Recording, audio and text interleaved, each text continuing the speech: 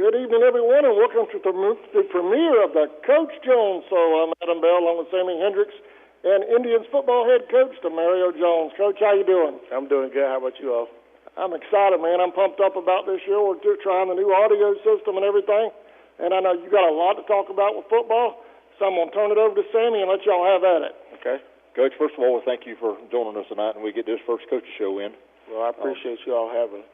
So, 2 weeks away from kickoff, how are things going out on the practice field?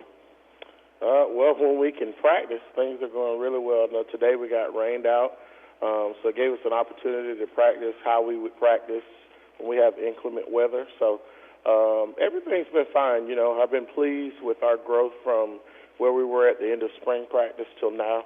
You know, we got some guys banged up early into the summer, right after the spring. We got them evaluated, you know, by some really, really good doctors, and I thought the spring went really well. And there was a lot of things that helped with that.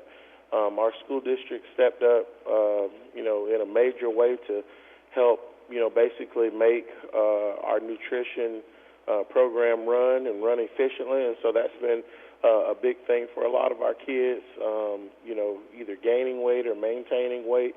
And then just the commitment to our young men who showed up and you know, gave up their morning and early afternoon 4 days a week out of the summer when they could have, you know, just been laying in the bed. It's just a tremendous summer in terms of effort and doing what we asked them to do. Yeah.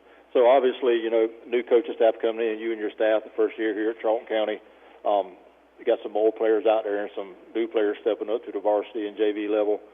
How were the new coaches and the new players out there, and even with the old players, how you guys jet on each other? I think, you know, to kind of answer that question, it started back when I first got hired. The most important thing for me was getting to know our team, and that was, you know, I was kind of, you know, I was coaching boys and girls track. I was hiring a staff. I was, you know, in the weight room with our guys, fourth block. So we got to know a lot of each other, and I think, you know, we've hired a staff full of guys who are, first of all, really, really good men. And just about all of us have kids so that we understand the position. You know, a lot of our parents are in, that our kids were in, because we were once in their shoes. So we hired a staff that, you know, I feel like bonds well with our kids. You know, it's, you know, like father, son, you know, uncle, you know, big brother type atmosphere. But our kids have, you know, really taken well to all the different personalities on our staff. I can say this, there's a great deal of respect in our locker room for each and every one of the men that are on our staff, which makes it easier for me as a coach because it's rare that I have issues that I have to deal with arising from, you know, a player not necessarily doing what we ask them to do. Charlton County's always been historic for running the ball. I'm going to kind of put you on the spot here a little bit. The last few years, some of the problems that the offense has had has been able to throw the ball consistently. What have you guys, as far as your coaching staff and your quarterbacks, receivers, and running backs, what have you guys done to maybe improve on that some this season? Well, I think, you know, how you do anything is how you're going to do everything. And so the focus when it comes to what we're going to do offensively, defensively, and the special teams all goes back into how we take care of this building. Is it clean when you walk in here? Does it look like someone cares? You know, our first, you know, the two standards in our program is best above all and do right. And so best above all means always give your best attitude and best effort in all that you do. And so if we say we're going to run the ball, then everybody's going to be invested in on their assignment and making sure that we, you know, give ourselves the best opportunity to be successful on that play. We say we're going to throw the ball, we're going to protect, we're going to run the right route, we're going to make the right read, we're going to get the ball out on time. And so it goes back to the standard in the program. I really wanted to mesh what we say we want to do, who we say we are, around everything that we're going to do in the program. So if it means your job is to do nothing but, you know, serve water at practice, do you do that to the best of your ability? Obviously, for me, on offense, it's, you know, really the simplest thing in the world when you go back to who all has been successful. When you can run the ball, you can throw it effectively. And so I think you've got to be able to run the ball to give yourself an opportunity to, A, be balanced, and then, B, give yourself some threat of being able to do something else. Now, it'd be great to, put it on the ground, 30, 35 times a game, and throw high percentage passes. But one of the things I'm most excited about, within our skill position is that we have guys that can play multiple positions and, go from the backfield to playing wide out, go from wide out to playing tight end. We've got offensive linemen who can be defensive linemen. We've got defensive linemen, who can be tight ends. And to me, it's the glorious thing about single-A football. Only, at this level do I think you see so many different combinations of kids playing in different positions. So, it's exciting for me when we go in the staff room and we put all the guys up on the board, and it's like playing chess or checkers. It's figuring out what works well to win. Well, the last year, Indians played with a two-headed quarterback, Glover and Cruz. Do we expect to see the same thing out of the offense this year in the quarterback position?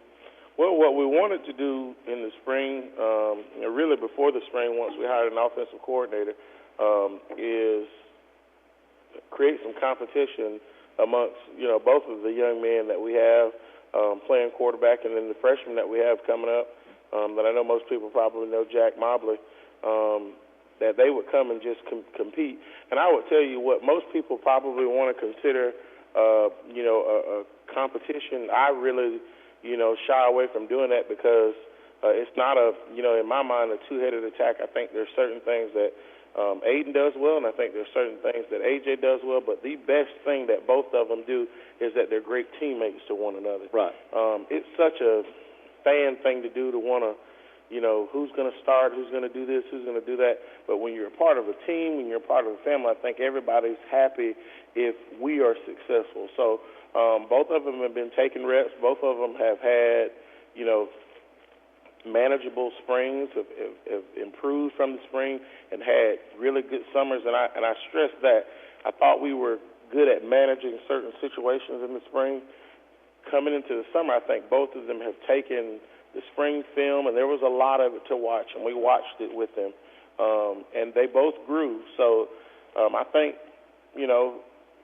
when they put their best foot forward, we'll be pleasantly surprised at what both of them bring to the table. But I really think it's a situation where you got to prepare weekly for, this guy being able to do this and that guy being able to do that. But us as an offense not necessarily being different when either one of them are in the game. Right. Talking about region play, and I know you're very familiar with this region that the Indians play in, always been a tough region. You got Irwin and Brooks coming back into the region this year. It's going to make the region even tougher. What do you think about those teams coming back in and how tough it's going to be? No, no disrespect to anybody that we play. Obviously, Brooks County has been very, very successful. Obviously coming in with the new head coach, I say new, he's been on the staff. I've had the chance to talk briefly with Coach McFarther this summer while we were at one of the 7-on-7s together. I think he's going to do a tremendous job. I know quite a few guys on the staff. Brooks is going to be Brooks, and you better be ready to play when you play them. They're a more than formidable team, and obviously, Irwin coming back into the region, they're going to continue to be who they are. And you're talking about two teams that account for, in the last 6-7 years, a bunch of state title appearances and a bunch of state titles. So, you couldn't pay for that type of experience that both of those programs' kids have. The way that I look at this opportunity, being here in our first year, is I relish the opportunity to be amongst the best, because it means that my best is going to be required.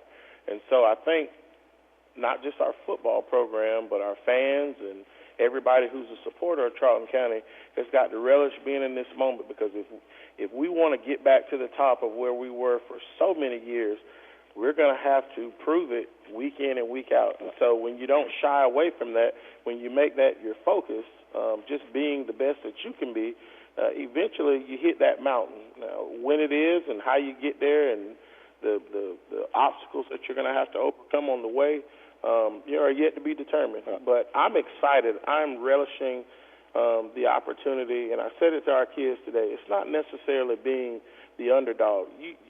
I know a lot of fans in the state of Georgia. It's unlike any other place. the way high school football is covered. So there's several different, outlets that have put predictions together, and I have people send me stuff from time to time, and I see it. It's hard not to see it in this day of technology, but I don't let that determine me having a bad day because somebody says we're going to go 3 and something or 4 and something. I saw something that had us winning 7 wins. That stuff doesn't matter to me. We've got to be the best that we can be and continue to build this thing in the right way. And for anybody that's been around, in the last 4 to 5 months, I'll say we're headed in a really, really good direction when it comes to being able to sustain ourselves for the long term. I think this team's got something special about it. What that ends up being, time's going to tell. Well, you've coached in this region, and obviously Coach Phillips has coached in this region. I don't believe your other staff has coached in this region. I don't believe. Yeah, Coach Simmons was the defensive coordinator the last couple of times I believe that Irwin played and won the state championship. So Coach Simmons has been down at this level. Coach Jeff Schwing has been here, so he's been in this region. Coach Schwing, Jack Porter has been here. He's been in this region. Coach Meza coming down from Lowndes has not been in this region, but he has coached at several different places, at several different levels. So stiff competition, tough competition is not anything new to anybody on our staff. It won't necessarily shake us to play in a big game because all of us have, Coach Simmons, this is his 31st year coaching. Coach Phillips has coached, I think he said 17 or 18 years. I've been around quite a bit now here in the state of Georgia. Coach Schwing has done this a good little bit. Coach Porter is getting up there in years. So it's kind of like welcome back, I mean, it's just nothing new. This is why you love coaching at a place like Charlton County. You're going to get everybody's best, and you're going to coach, and our kids are going to play in front of big crowds and in big games. So you don't actually have to go in there after every practice and pump your coaches up about what's going to happen in South Georgia football. They're ready to go with it. No, and I'm going to tell you, the people call them the dog days of summer. There's so much that happens, just for you to get amped up for 10 nights out of the year. That's what I think makes high school football, the most special thing that you can do while you're in your secondary years, because you do all of this training. Football's year-round. You lift the weights, you run, you condition, you practice, and you watch film. You do all of this just for 10 guaranteed opportunities on a Friday night, and usually 5 in front of a home crowd and 5 on the road. And I think it's just amazing that you put all this work in to so few opportunities, and it's exciting to see your kids grow. And that's the biggest thing that I've seen from the spring and having an opportunity to be out on the field together till now. We have grown so much, so fast, it almost scares you as a coach because, you've got a plan. This is where we want to be at in year 1, and here's where we want to be year 2, and then in year 3 and year 4 you start to think. But this again, I say this group is special. They've taken on a lot of, changes. You guys have been throughout the field house. There's been some new things to come here, and it's just, for me, I wasn't here last year, so I don't know what the feel is. Obviously, I've coached against Charlton. I know the name. I know the history, obviously, looking in the weight room and looking at all the championships and guys who've gone on to the next level. But we understand the pride that goes behind that name, and I think our kids have done an amazing job embracing it, at least in the off-season, and trying to prepare themselves to be successful. So one schedule question I got for you, I've been asked about it several times. One of the early schedules that came out a couple months ago, is there going to be a game in Glenn County at the stadium this year, or is that game not going to happen? Somebody had it down as one. Yeah. So no, we do not play in the. So that was the border war game. Yeah. So we're actually still having the border war games. It is just going to be here at Charlton.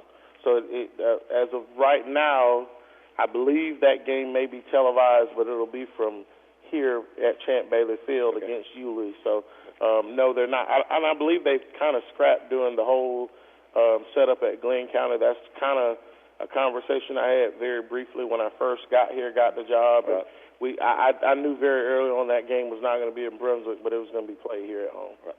So I was able to come out a good bit during the summer practice and workouts and watching you guys practice out there. A lot of kids on the sidelines. I've seen some boots on their foots. How are we injury-wise? We're 2 weeks away from game day. Oh, we're much better than what we were at the beginning of the summer. A lot of running a football program. I mean, it's not just having a football team. This thing is year-round, so some of the things that you have, kids are, at a single-A school, they're playing multiple sports. So sometimes guys come back to you, dinged and banged up. And then there's sometimes, throughout the course of football, you're going to get bruises, you're going to get bumps, and sometimes you're going to get hurt. And so probably more of what you see right now is more precautionary than, oh, my God, they're not going to play. Because one of the things I'll say about single-A is when you got one guy missing, that guy may account for three people. Right. He's going to play defense, he's going to play special teams. And that's why I think, some people call it Iron Man football. I think this is why single-A football is special all across the nation, because you got some guys playing multiple things. But most of the things, if you were to have been out here today, most of that is precautionary. We don't, we want to manage how much a guy is doing. Early on this summer, we had some guys, bruised up probably like everybody else did that did spring. But we're in a really good spot health-wise right now. Yeah. All right, we're going to take a quick break. You're watching the Coach Jones Show when we come back.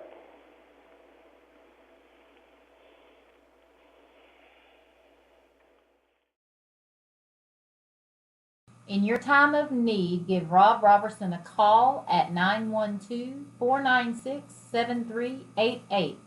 Shepherd Robertson Funeral Home says, "Go Indians."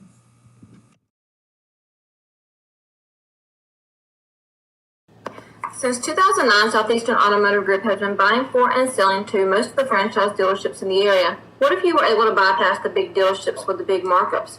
Buy direct from the supplier. Save thousands of dollars on your next vehicle purchase. Have a trade-in? No problem. With used vehicles in such high demand, Southeastern Automotive Group has dealers ready to buy your trade. If Southeastern Automotive Group doesn't have the perfect vehicle for you, using their vehicle locator program, they will have it shipped in without any hassle or haggling you hate. With over hundreds of thousands of cars available at auctions across the nation, your next vehicle purchase is just a click away. Alan Aldridge. Welcome back to the Coach Jones Show. Here's Sammy Hendricks and head coach of Indians football, Coach Jones. Sammy?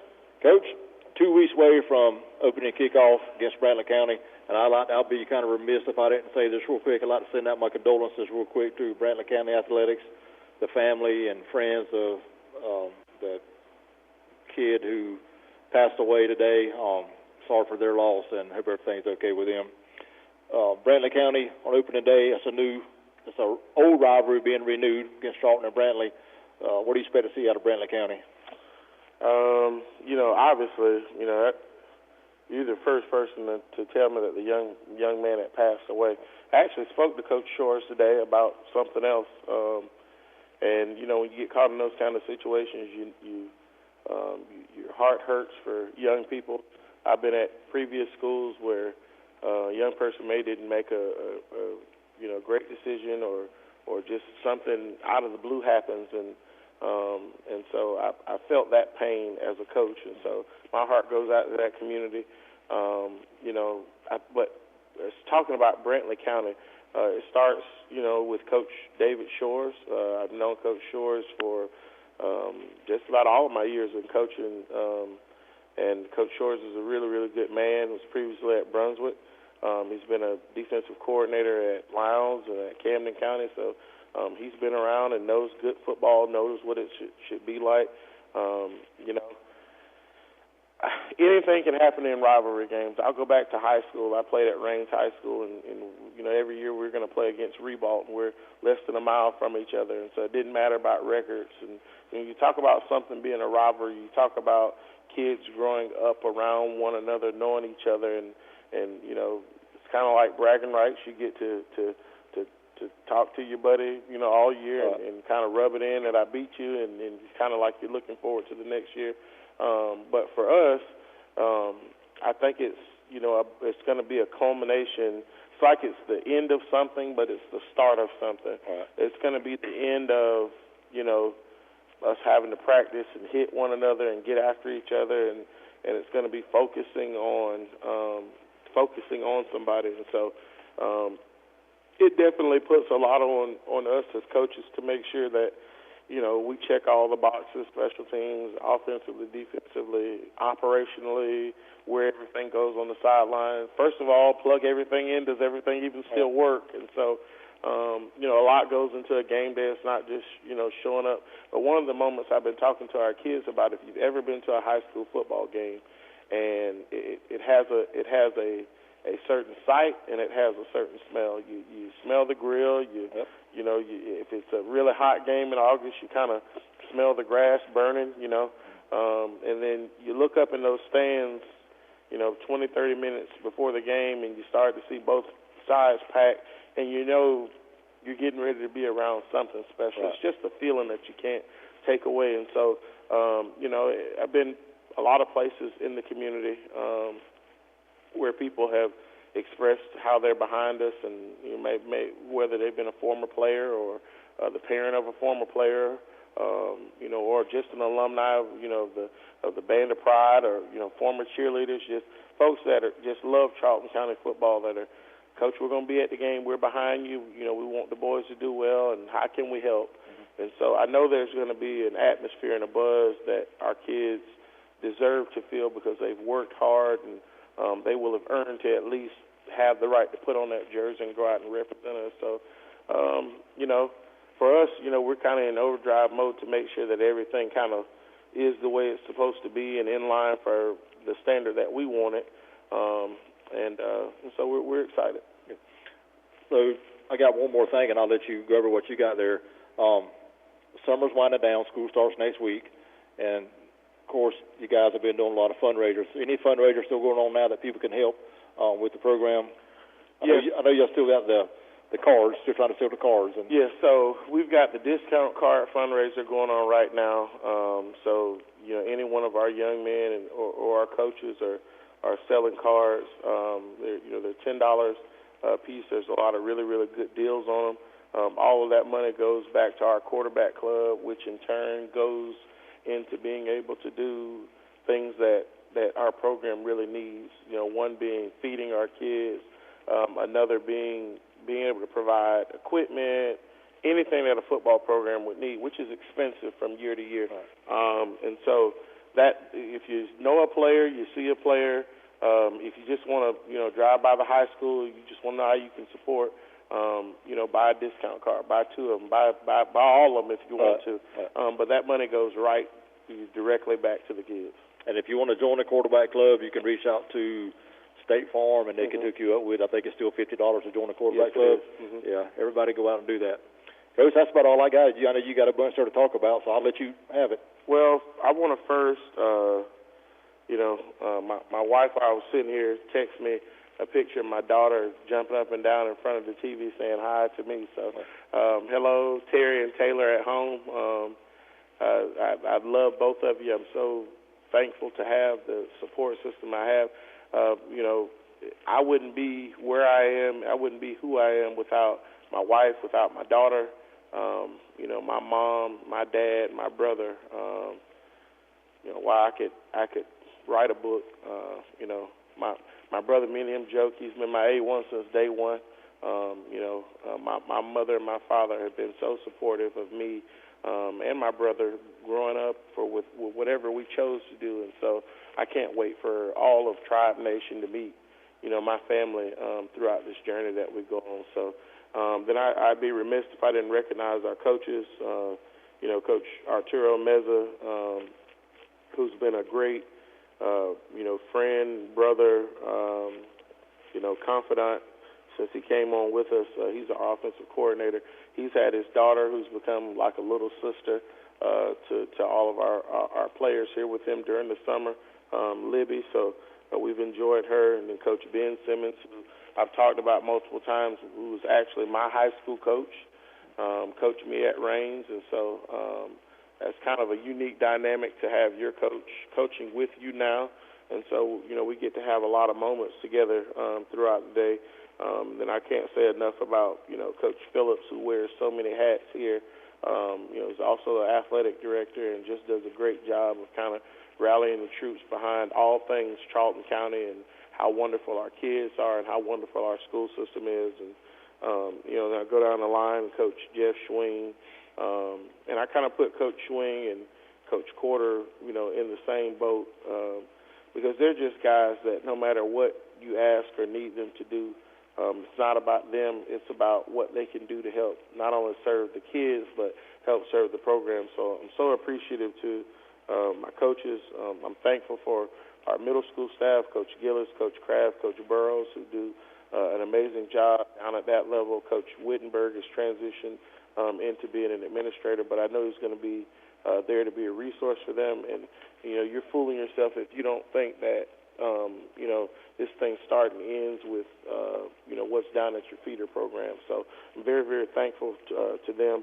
Our administration, everybody probably feels like they have the best, but I truly feel like I've got the best superintendent, Dr. Brent Tilley, and, guys that I've gotten to work with, Mr. Popham and Dr. Smith at the board office, Dr. Green, just all of the many people that I've gotten to meet,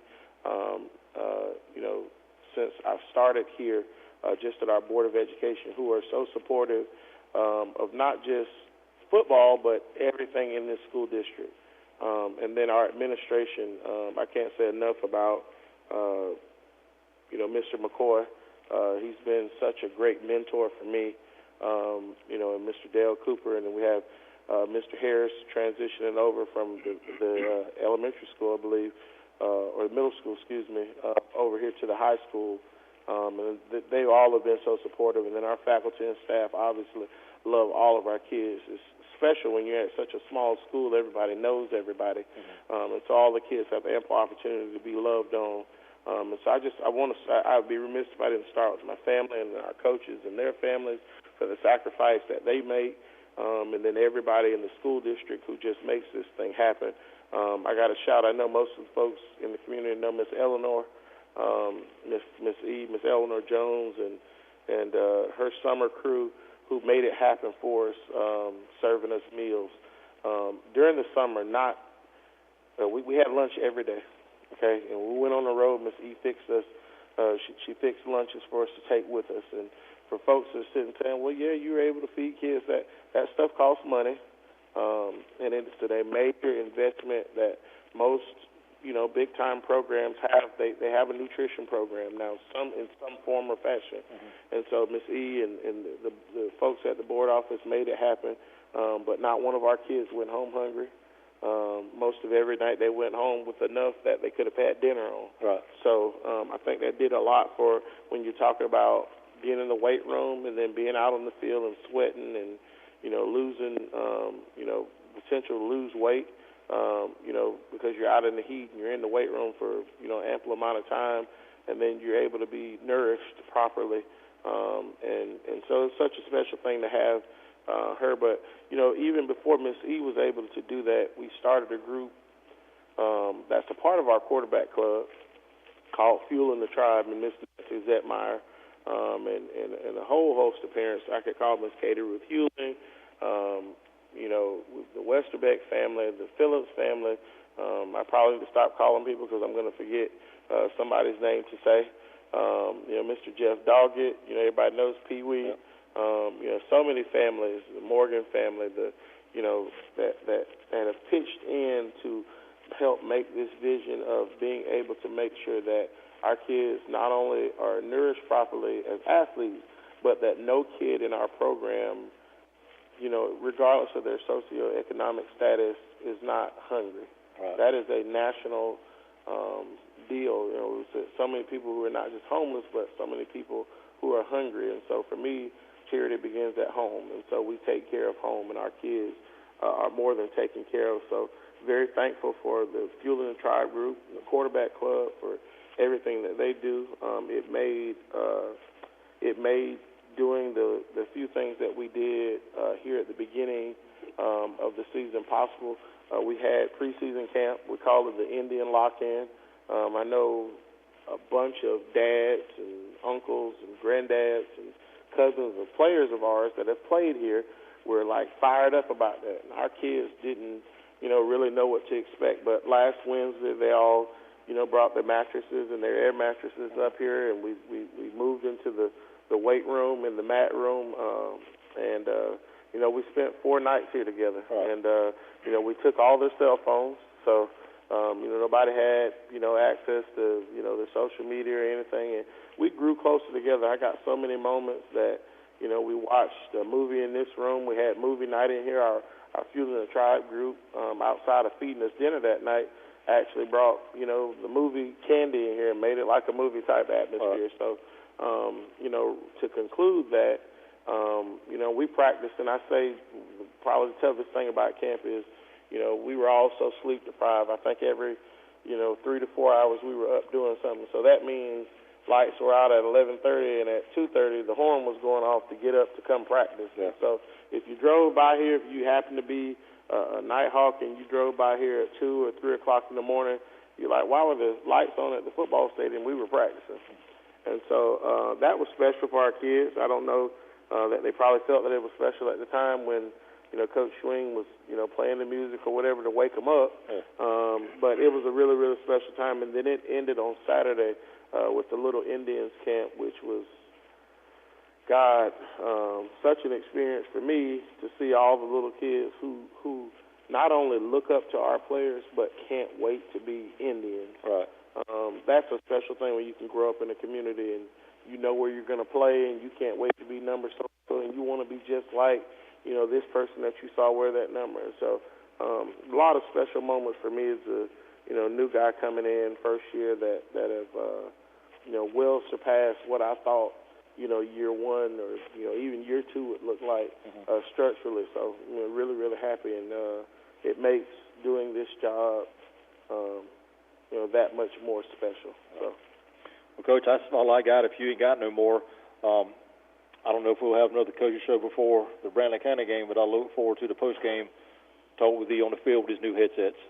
Well, I thank you, and I don't know, I'm sure everybody gives you all your props for the job that you and Adam do producing this, but this is a really, really special thing for young men and young ladies. A really, really special platform because it gives them the opportunity to have some exposure. And I always equate it to this moment. If at no other time in their life where they didn't feel like they were special, you all are certainly a part of that, bringing the games to the community and giving, these young men and young women the opportunity to watch themselves at a time where, it's supposed to be the happy, glory years of their lives, right?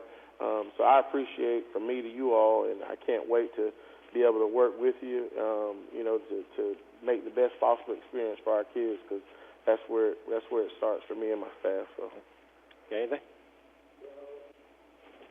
Hey, Coach, with the new production equipment and everything, I'm excited about this season. On my end of things, I know you're excited about the football. This year we're going to have a feature with you, right? Yes, sir. At halftime, we're going to get a quick interview. I know you're going to be in a hurry to get in the locker room. Yes, sir. But the fans at home can look forward to a halftime interview, a brief one, and then post-game interviews throughout the season with you. So we're real excited about that. Yes, sir. And I appreciate you stepping up and doing that with us. Yes, sir. No problem. All right, Sammy, you got anything else, man? Good. All right, you already, quarterback club, you already got all that. Okay, because you guys know I'm deaf, so I want to make sure we got it all. All right, we'll see. Are we going to do one again next week, Coach, or we're going to go right into football? I would say we can do one the week of the game. The week after? Yeah, game week. All right. We'll look for you next time on the Coach Jones Show. Thanks for watching, everybody. Have a great night.